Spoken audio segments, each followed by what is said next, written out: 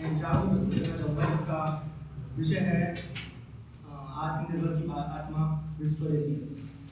तो आज के वेस्टर्न कल्चर के दौर में चलते हैं थोड़ा स्वदेश की यात्रा पर। इतिहास से उठाकर देखते हैं हम लोग सन 1900 के दशक में हम और हमारा समाज जिस चीज़ के लिए लड़ रहा था और 1940 में हमें जिस चीज़ से आज़ादी मिली थी, आज के दौर में हम और हमारा समाज फिर से उस चीज़ के ही गुलाम होते जा रहे हैं। बाहरी रीतियों और कुरीतियों ने हमको इस प्रकार से जकड़ रखा है कि अगर हम उनका विरोध करना चाहें तो समाज हमारी सोच को पिछड़ा हुआ बोल देते हैं। मैं कुछ पुरानी प्रथाओं की बात नहीं कर रहा हूँ, तो थोड़ा समझने का मेरा स्टार्ट कर सकता हूँ। हमारे जो स्वतंत्रता सेनानी थे वो अपनी जान हथेली पर रखकर लड़े थे किस लिए? स्वराज और स्वदेश के लिए। भगत सिंह होना जाने उनके जैसे कितने ही युवा थे जिन्होंने अपनी जान की थी, जिनका हम आज नाम भी नहीं जानते हैं। वो किस लिए था? वो सिर्फ स्वराज और स्वदेश के लिए था।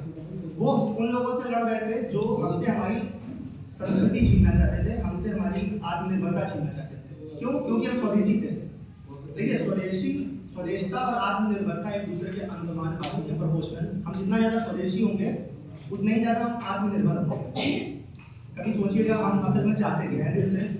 हम भारत को विश्व गुरु के रूप में देखना तो चाहते हैं, लेकिन भारत असल में क्या बनता जा रहा है? बस एक वैश्विक बाजार, ग्लोबल मार्केट, जहाँ कोई भी आ रहा है और कुछ भी बेच के जा रहा है और हम सब खरीद रहे हैं। एक बहुत ही फनी लाइन है, चाइना का माल चले तो चांद तक, ना चले तो शाम तक। तो ये सच्चाई है। हम लोग कुछ भी खरीद रहे हैं कुछ चंद पैसे बचाने की चक्कर। हम लोग कुछ नहीं। अच्छा हाँ, ठीक है कि भारत के सामान आप कितना ही सामान खरीदते हैं जितना मेरे इंडिया में टैक्स देते हैं, मेरे ख्याल से कोई भी नहीं ज़्यादा। इसलिए भारतीय सामान स्तर पे इतना गिरा हुआ है, मतलब लो क्वालिटी का है, या अगर अच्छी क्वालिटी है तो बहुत महंगा है।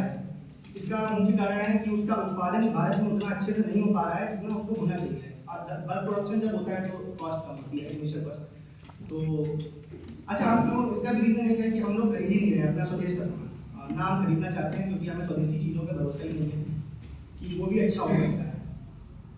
स्वदेश, अच्छा ये स्वदेशी जो शब्द है ये सिर्फ शब्द नहीं है, ये एक भावना, ये एक धारणा है जिसको हमें अपने अंदर जगाना होगा। हम युवा हैं।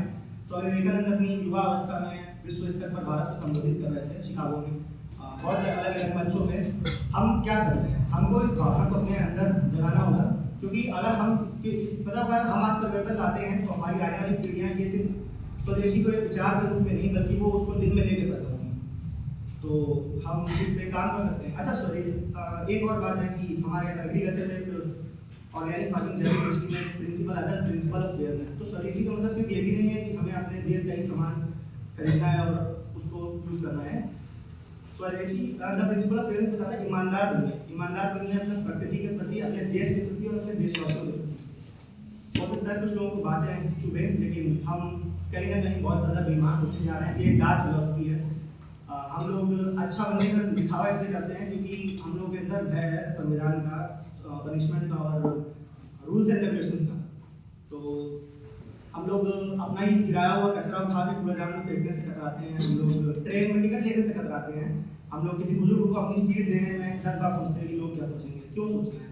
किसानों से 5-5 रुपए की धनिया के लिए बहस करना बंद कर दीजिए, ठीक है? कभी उस कारीगर से भी कुछ खरीदेगा जो रोड के कोने में उस लकड़ी के टुकड़े को तराश के अच्छी सी आकृति देता है। अच्छा, ये सब जो एंशिएंट प्रोडक्ट होते हैं ये ग्लोबल लेवल पे बहुत ज़्यादा प्रॉब्लम कर रहे हैं।